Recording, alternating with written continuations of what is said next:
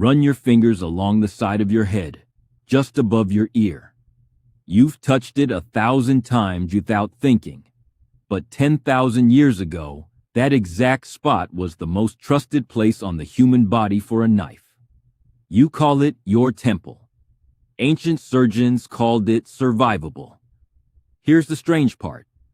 Long before anesthesia, before germ theory, before anyone understood what a brain actually did, prehistoric healers were cutting circular holes into living human skulls.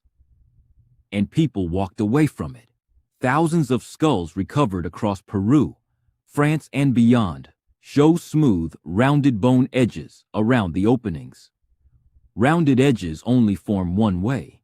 The bone kept growing after the surgery. The patient kept living. Why would anyone attempt this? Anthropologist John Verano, who spent years examining trepanned skulls from ancient Peru, found the pattern wasn't random. Most holes cluster in the same handful of locations, and one region shows up again and again. Not the crown, not the back. The area just above and behind the ear, where the skull is thinner and the risk of hitting major blood vessels is lower.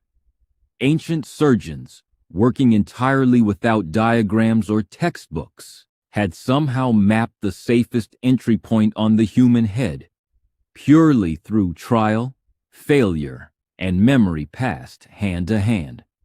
Verano's research suggests most of these surgeries followed skull fractures from blunt trauma. Someone gets struck in a fight or a fall. Pressure builds under the broken bone. And some healer with no formal training, decides the only way to save that person is to open the skull further, on purpose, to relieve it.